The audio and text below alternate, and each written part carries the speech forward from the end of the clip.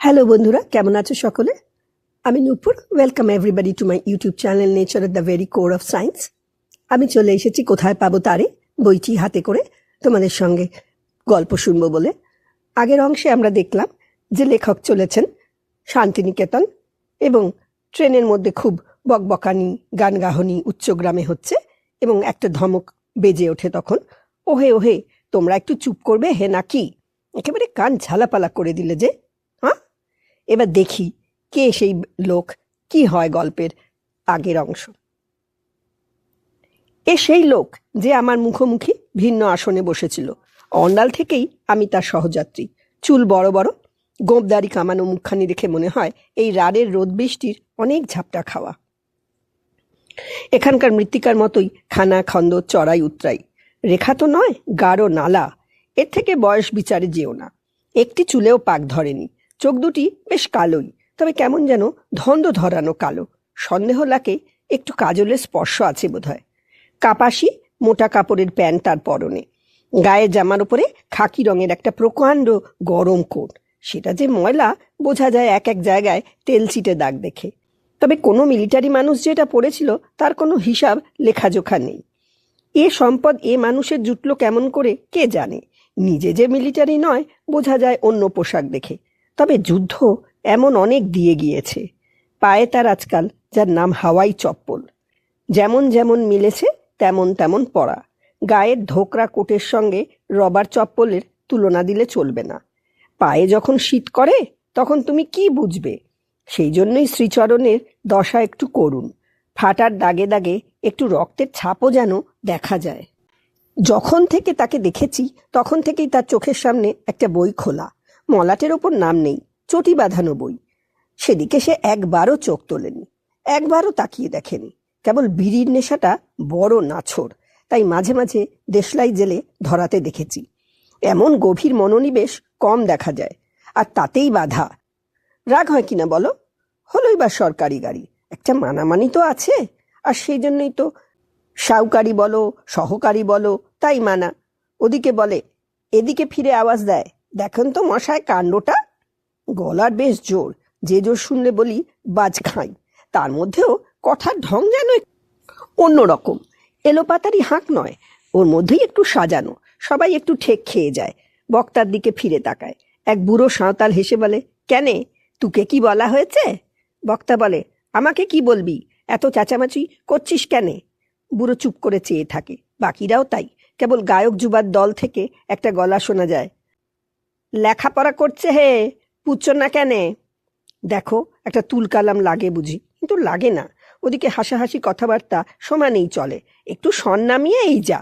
অথচ এই অধমের হাল দেখো। পুরো বক্তার সোজা নজর আমার দিকে, যেন চোর দায়ে আমি ধরা পড়েছি, অর্থাৎ নিঃশব্দে আমাকেই সাক্ষী মানে।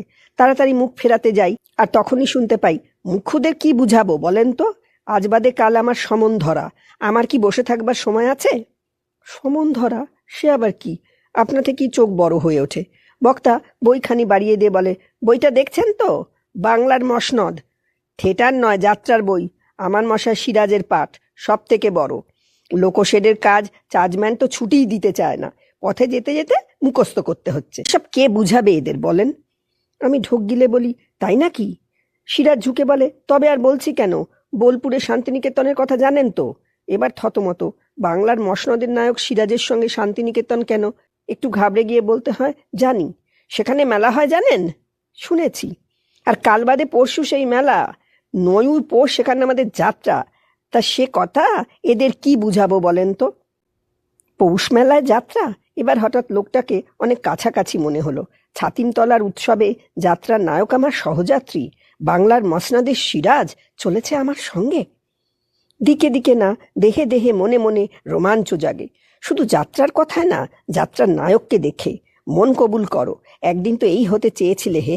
ছেলেবেলা যাত্রা দেখতে দেখতে নয়, কেবল দেখতে দেখতে আসর চড়াও হয়ে একদিন তো ঘরের টান অবধি ভুলে গিয়েছিলে, নাম লিখিয়েছিলে খাতায়। আহ, তখন সে কি গৌরব! এ ছেলে যাত্রার দলের ছেলে, এ ছেলে প্রহ্লাদ সাজে, পীত বসনে মুরলী ধর, পদে থাকতে চির নারাজ, আপদে থেকে সুখী। স্কুল পালানো, ঘর পালানো, যাত্রার দলে ঘুরে বেড়ানো, অথচ এমন বলতে পারবে না ঘরের কোনো একটু স্নেহের কোল ছিল না। বলতে পারবে না মুখের ভাত বেড়ে নিয়ে মায়ের উদ্বেগ দুই চোখে ঝরঝরিয়ে যায়নি। সারা রাত আঁধারে ঘরে মায়ের দু চোখের আকুল চাওয়ায় নিরুদ্দিষ্টের কত খোঁজ, কিন্তু বলে কে, ব্যাখ্যা চাও পাবে না। তবে হ্যাঁ, তারপরে কাকে বলে পিঠের ওপর ডুগডুগি বাজানো তাও কম জানা নেই। পিঠের ওপর ডুগডুগির তালি তো তারপরে যাত্রা দলের আসর ছড়িয়েছিল।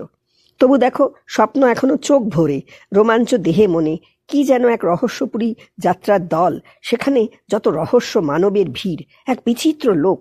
ছেলেবেলায় তার দরজা খোলা পেয়েছিলাম, ভিতরে ঢোকা হয়নি। সেই থেকে এক তৃষ্ণা ইহকালে গেল না। তখন স্বপ্ন ছিল হাতে পায়ে বড় হয়ে আমিও একদিন রাজা হব, বাদশা বনব। এখন দেখো, স্বপ্ন মিথ্যা। রাজা উজির দুরস্ত, পকেটে কলম, কাঁধে ঝোলা, নবাব সিরাজদৌল্লা তোমার সম্মুখে বসে। একে লোকশেডের চার্জম্যানের নিষ্ঠুরতা তিনি ছুটি দিতে চাননি, তাই আবার কানের কাছে বেজর বেজর। এতে কি পাঠ মুখস্থ হয়? সত্যিই তো, কি বুঝাবে এই যাত্রীদের? কিন্তু লোকশেডের চাকরিটা কিসের একবার জিজ্ঞেস করে তৃপ্ত হতে চাই। কি কাজ করেন? জবাব আসে, ক্লিনার। খুব ক্লিন জবাব বলতে পারো, কিন্তু কথা তো সেখানে নয়। কথা হলো বাংলার মসনদ, তাতে সিরাজদৌল্লার ভূমিকা। অতএব ক্লিনার কি ফায়ারম্যান ওসব কথা ছাড়ো, আসল কথা শোনো। একে তো পালা হবে কিনা তারই ঠিক ছিল না, সবই তো পরের হাতে, বুঝছেন না? মানে মেলার কর্তাদের কথা বলছি। ছাতিমতলার মেলায় নানান রগর, সে কথা আগেই জেনেছি, কিন্তু সেখানে যে যাত্রা গানও হয় এ খবর জানা ছিল না। জিজ্ঞেস করি, মেলাতে যাত্রাও হয়? সিরাজের হাবভাব বেশ ভারী কি, রুক্ষ চুলের গোছা, কান ঢেকে লম্বা জুলপির কাছে এগিয়ে এসেছিল। মাথা ঝাঁকুনি ঝটকা দিয়ে চুল সরিয়ে বলে, বন্ধই হয়ে গিয়েছিল, আবার নতুন করে শুরু হচ্ছে। সে দেখছি সস্যার আমার ছেলেবেলায়, কত বড় বড় কোম্পানি, সে কি বাগা বাগা অ্যাক্টর, আর অ্যাক্টিংয়ের কথা কি বলবো বাবা। বলতে বলতে একেবারে চোখ উল্টে যায়। স্মৃতির ঝলকে বেদরম তর, তার উপরে নাও, এক চোটে অনেক পেয়েছো। আগে ছিল মশায়, এখন পেলে সসার, তার মানে স্যার। তারপরে কোম্পানি, অ্যাক্টর, অ্যাক্টিং। তবে যদি নজর ঠিক রেখে থাকো, দেখেছো সিরাজবাবুরও গলার সুর বাচনভঙ্গিতে একটু অ্যাক্টিং ভাব। আর সে তো হতেই হবে গো, এমন কথা আর কি। তারপরেও শুনে যাও বিষাদ কাকে বলে। তুমি উপলক্ষ দেখো, সিরাজের কোল বসা চোখের নজর জানালা দিয়ে দূরে উদাস। বলে, সেসব কোম্পানিও নাই, সেরকম অ্যাক্টিংও আর কেউ দেখবে না। হেজি পেজি না, বামুনের ঘরে লেখাপড়া জানা তাবর তাবর লোকেরা অ্যাক্টিং করতো। তারপরে হঠাৎ নজর ফিরিয়ে হাসে, বলে, সেরকম বাজনাই এখন পাবেন না। তখন নল ভেপুতে যেরকম ফুঁ দিত, 10টা গাঁয়ের লোক শুনতে পেত, প্যাঁপোর প্যাঁপোর প্যাঁপোর পো। এখন ওরকম দিতে গেলে বাই জমবে কেন? তার ফুলুটের কি রব ছিল বাপস, মনে হতো বাসিয়ালার বুকে 20টা হাপর আছে। অবাক হচ্ছ কিনা বলো? একেবারে মন্ত্রমুগ্ধ হয়ে যাচ্ছ তো? সিরাজ যে সেই রূপে ভাসে। অবাক খবর দিয়ে একটু ঠোঁট টিপে হাসে, মুখের দিকে চেয়ে মাথা দোলায়। একটু খাটিয়ে দেখো, অজানা বৃত্তান্তের হাড়ি খুলে দেবে। আমার যে তার চেয়ে বেশি অবাক, মন্ত্রমুগ্ধ, যা বলো সব ছাপিয়ে সিরাজ যে সেই ছেলেবেলাতেই ফিরিয়ে নিয়ে যায়, সেই সব ঘুম পাড়ানো উত্তেজনা ভরা রাতগুলোতে। ফুলুটবাসী সেই রব আর বাজে কোথায়? রাজা কাঁদে, রানী কাঁদে, আর কাঁদে ফুলুটের সুর। কোথায় বা সেই পাখোয়াজের রণদা মামা, ঝাঁঝরের ঝমঝম, ওরে নরাধম আয় তবে দেখি, মুন্ডুচ্ছেদ করে তোরে দিব উচিত শিক্ষা। তেমন বাজনাদার আর অভিনেতা এখন আছে কিনা জানি না, তবে সেই নজর আর কোথায় পাবো, সেই শ্রবণই বা কোথায়? তবে তোমাকে আওয়াজ দিতে হবে না, তার আগেই সিরাজ হাত ঘুরিয়ে দেয়, বলে, এখন হয়েছে সব আড়ালে আবডালে, 3 দিক ঢাকা, যেন ঘরে বসে পালা হচ্ছে। পাঠ মুখস্থ করার দরকার নেই, পর্দার আড়াল থেকে সব বলে বলে দেবে, ইশারা করে দেখিয়ে দেবে। বাজনা বাজে, তাও মিনমিন করে, খালি থিয়েটার আর থিয়েটার। ওতে কি হয়? যাত্রাপালায় ক্ষমতা চাই, কি বলেন? ঘাড় নাড়তে গিয়ে ঠেক, দাঁড়াও, অন্য দিক থেকে আওয়াজ আসে। সে কথা ঠিক বটে। আমার সঙ্গে সিরাজও ফিরে তাকায়, সেই বুড়ো আমার পাশের লোক, আকাটা গোবদারিতে ভাঁজে খেলছে হাসিতে। বলে, থিয়েটার টেটার খালি দেখন বাহার, উকি আর আমাদিগের ভালো লাগে বাপু? আসর হবে 10 জনের মাঝখানে, তবে না। এ যেন দরবারে জং বাহাদুর, খান বাহাদুর থাকতেও ছোট উজিরের গায়ে পড়া বাত। সিরাজের ঠোঁট বেঁকে যায় হাসিতে, যেন করুণা করে বৃদ্ধাকে, কিন্তু আমল দিতে পারবে না। আমার দিকে ফিরিয়ে বলে, সেই কথাই। দাঁড়ান জাহাপনা, উজিরকে অতটা হাতঝাড়া দেবেন না। বুড়ো বলে ওঠে, আমাদিকে রামপুরহাটের রেলের টিকিট বাবু লোচন রায় দুটো বাজনা বাজাতো, নিজের চকে দেখেছি। ওই যাত্রার আসরে বসে একবার ফুলুট একবার বেয়ালা, হাত থেকে ফুলুট নামে তো বেয়ালা ওঠে, বেয়ালা নামে তো ফুলুট ওঠে। ও মাসায় ঘাম মুছবার সময় ছিল না গ। শিশি সাগরেদরা গামচা লিয়ে কাছে বসে থাকতো, গাম মুছে দিত। কি বলবো, শুনবার মতন বাজনা বটে। এবার কি বলবে সিরাজ? পুরো তো শটান মানুষ, অনেকক্ষণ ধরে হাঁ করে কথা গিলছে, গিলতে গিলতে পেট ফুলেছে। এখন তুমি চাও বা না চাও উগড়ে দেবার পাত্র চাই। তারও তো স্মৃতিমন্থন, কিন্তু সিরাজের যেন একটু লড়াই লড়াই ভাব। ঠোঁট বাঁকানো বিরাগের হাসিটা দেখো। নবাব সাহেব যেন বাতুলের প্রলাপ শুনেছেন। খাঁটি দেশি বলে বলে, বাজনদার তো আর কুস্তিগির লয় হে। লোচন রায়ের বাজনা অনেক শুনেছি, বাজায় বটে, তবে মন মজে না। লোচন রায়ের বুড়ো ভক্তের লড়াইয়ে মন নাই। তোমরা বলছো মনে পড়ে গেল, চুপ করে থাকা যায় না। হাত উল্টে বলে, তা কি জানি, আমাদিকে তো মন মজতো বাবু। তারপরে শি গোলওয়ালা কৃষ্ণ চৌধুরী, তার পালাও শুনেছি। যেমন গলা তেমন চেহারাখানি, রামেও যেমন রাবণেও তেমন। সিরাজ একখানি হাসি দিলে চমৎকার। আসরে হলে হাততালে না দিয়ে কোথায় যেতে, যেন ঘসেটির অভিশাপের মুখে দাঁড়িয়ে সিরাজদৌল্লা হাসে, বলে, আরে বলো না কেন হে, রামপুরহাটের কৃষ্ণদাকে কি তুমি চিনাবে? একসঙ্গে অনেকবার দুজনে এক আসরে নেমেছি। বুড়ো বলে, তবে আর বলবো কি, তোমার তো জানাই আছে। সিরাজ বলে, কৃষ্ণদা সব ভালো, তবে মোশন নাই, লড়তে চড়তেই সময় চলে যায়। তবে হ্যাঁ, বয়সকালে ভালোই ছিল। বুড়োর সেই এক কথা। বলে, তা কি জানি, এই তো সেদিনে করলে ছিন্ন মস্তা কৃষ্ণ চৌধুরী শিব সেজ্জা ছিল, দেখবার মতো হয়েছিল বটে। বুড়োর কথা যেন সিরাজের কানে যায় না, গায়ে গতরে লাগে না। নবাব সাহেব একবার আমার দিকে চেয়ে তেমনি ঠোঁট বাঁকিয়ে হাসে, আর চোখে দেখে বুড়োকে। আমার কথা তো ব্যাজ, রামপুরহাটের টিকেট বাবুর বাজনা শুনিনি কখনো, কৃষ্ণ চৌধুরীর পালাও দেখিনি। তবে কথা শুনে একটা ছবি ভাসে, সেই ছবিতে যেন মনে হয় লোচন রায়কেও চিনি, কৃষ্ণ চৌধুরীকেও চিনি। বিলাতে জিনিস তো নয়, খাঁটি দেশি জিনিস, একের কিছু রকম ফের 52-53 গোছের। পদ্মার উপরে যা দেখেছি ছেলেবেলায়, অজয়ের উপারে তার চেয়ে বেশি আর কত তফাৎ হবে। সিরাজের হাবে ভাবে বুড়ার ভাব বচনে ঝিম খায়। সে একবার অ্যাক্টরের আপাদমস্তকে চোখ বুলায়, তারপর জালনা দিয়ে বাইরে তাকায়। ভাবি সিরাজও এবার পাঠ মুখস্থ নিয়ে বসবে। না, সে আগের কথার খেয়েই ধরে। সেই কথাই বলছি, এদের কি বুঝাবো বলেন? সেই 2 বছর আগে করেছি, কিছু কি মনে থাকে? মহড়া নাই, কিছু নাই, তাই ভাবলাম যতটা পারা যায় দেখে নিই। গিয়ে তো নাওয়া খাওয়ারও সময় পাবো না। তা বটে, নিশ্চুপে ঘাড় নেড়ে সায় জানাই। তবে কিনা ছাতিমতলার পৌষ মেলার যাত্রা এ সিরাজ কোন কোম্পানির তা একটু জানতে ইচ্ছা হয়। জিজ্ঞাসা করি, আপনাদের কোথাকার দল? সিরাজের মুখে একটু বিষাদের হাসি ফোটে, বলে, আমাদের বোলপুরেরই দল। এখন আর নামধাম কিছুই নাই। তবে হ্যাঁ, এক সময় ছিল, বুঝেন তো, যা দিনকাল তাতে আর যাত্রা গানে চলে না।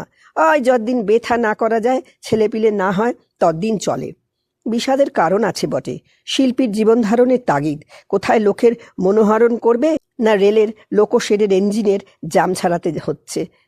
ভাত বড় ব্যাজ, কোনো জাত রাখে না। তবু বলে, তবে ডাক পেলে আর থাকতে পারি না, একবার শুনলেই হলো, ঠিক ছুটে আসব। নামের মহিমা শুনলেই অস্থির, কিন্তু খুঁটিনাটি আরও আছে, শুনে নাও। সিরাজ আবার বলে, নিজেরা খরচ খরচা করে তো আর করতে পারি না, কেউ একটু ডাকলে টাকলে। তা এবার আমাদের কপাল পুড়েছে, মেলাতে ডাক পড়েছে। ঘাড় নেড়ে বলি, বোলপুরেই থাকেন বুঝি? অনেক কাল। বাপ ঠাকুরদাও আগের আমলের লোক। সব কথাতেই একটু ভারভারি কি ভাব, কোনো কিছুতেই অল্প স্বল্প, একটু আধটু না। গায়ে সেই আলখাল্লার মতো মুনকে ওজনের কোটে একটু ঝাড়া দিয়ে বলে, আমার বাপ আবার ওখানেই কাজ করতো কি না, মানে শান্তিনিকেতনে। তাই নাকি? হ্যাঁ। বলে কি, হঠাৎ যেন লোকটার মূল্য বেড়ে যায় অনেক, সম্মাননীয় মনে হয়।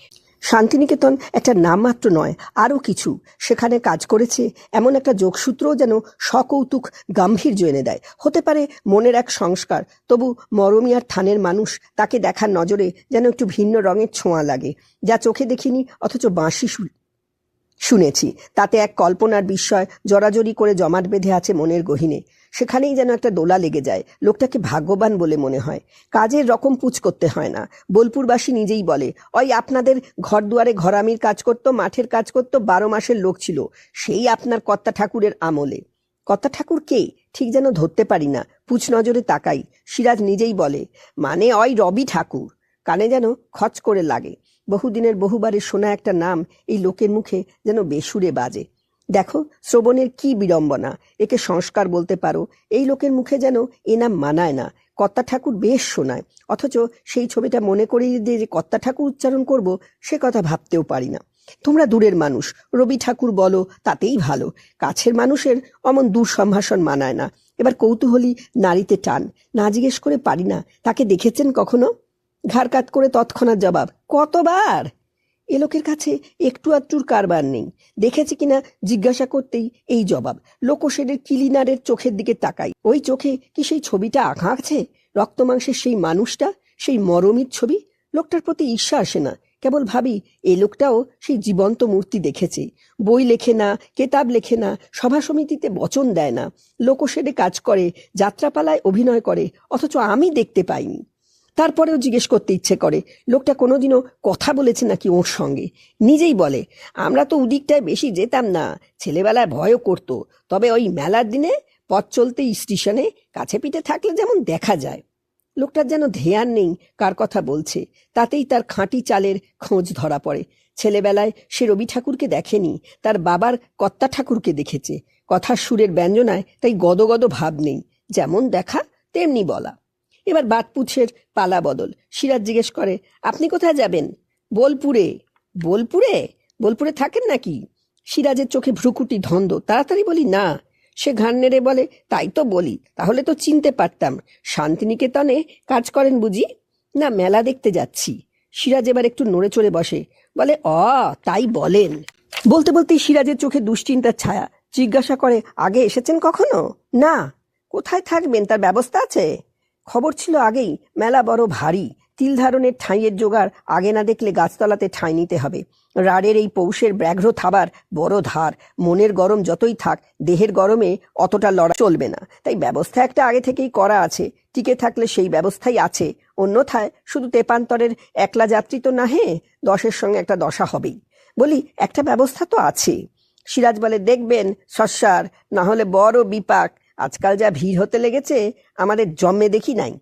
সর্বনাশ, জন্মকালের ভয় দেখায় যে, একটু খোঁজ না নিয়ে পারি না। জিজ্ঞেস করি, খুব ভিড় হয় বুঝি? সিরাজের চোখে যেন ইংরাজ কামানের গোলা, মুখের খানা খন্দ কুকড়ে বলে, আরে বাস, বোলপুরের বাজারের দর চলে যায়, কত লোক যে আসে লেখাজোখা নাই। দেখবেন মেয়ে মানুষ যে যেখানে পেরেছে সেখানেই আস্তানা নিয়েছে। ভিড়ের কথা শুনে যে ভয় পাই না তা নয়, তবু সেই আবার ভরসা, মানুষ পাওয়া যাবে অন্তত। কেবল কি আর ছাতিমতলায় যাই? ছাতিমতলায় যারা যাবে তাদেরও কি দেখব না একটু? তা নইলে আর মেলায় কেন? বেদিনে নিরিবিলিতে এলেই হতো। বঙ্গদেশের রূপের রঙ্গ তো সেথায় বটে। আর ভিড়ের কথা যদি বলো, প্রয়াগের কুম্ভ মেলার থেকে বেশি নয় তো। অতএব মাভই বলো, পৌষের ডাকে চলো। সাঁইথিয়া এলো, এবার গাড়ি বদলের পালা। সিরাজ আমার সঙ্গ ছাড়েনি, বলে, বরং আমার বড় ছোলাটার এক পাশ ধরে বলেছে, দুজনেই নিয়ে যেতে পারবো, চলুন। গাড়িতে তেমন ভিড়ের বাড়াবাড়ি ছিল না। সিরাজ আমার পাশে বসে পুছ করে, আপনি এলেন কোত্থেকে? বলি, বেড়াতে বেড়াতে, সাঁওতাল পরগনার দিক থেকে। তাই বলেন? বোলপুরে যেয়ে দেখবেন কলকাতার দিক থেকে কি রকম লোক আসছে। তারপর সিরাজের মুখে একটু হাসি দেখা যায়, নজর করলে হাসি যেন একটু লাজে লাজানো। বলে, যাক, মেলাতেই যাচ্ছেন যখন, নয়পোষ আমাদের পালাটিও দেখবেন স্যার। নিশ্চয়ই দেখব। মনে মনে ভাবি, কতদিন যাত্রা দেখা হয়নি, তাও আবার শান্তিনিকেতনের পৌষ মেলায়, এর স্বাদ কেমন লাগবে কে জানে। সিরাজের মুখে হাসি, বলে, তবে আপনাকে তো বললাম, রিসেল মহড়া কিছু নাই, পাঠ মুখস্থ নাই, ওই হবে একটা রকম আর কি। ঘেন্না করে দেখবেন। তাড়াতাড়ি বলি, না না, তা কেন, যাত্রা দেখতে আমার ভালো লাগে। তাই নাকি? আচ্ছা, বেশ একটা অন্তরঙ্গ দরাজ হাসি দেয় সিরাজ। বলে, তাহলে আপনাকে আমিই নেমন্তন্ন করছি। বলা রইল, এসে আমার খোঁজ করবে। গ্রিন রুমে যেয়ে বলবেন অতুল দাসকে ডেকে দাও, তাহলেই হবে। আমি আপনাকে বাজনদারদের সঙ্গে বসিয়ে দেব।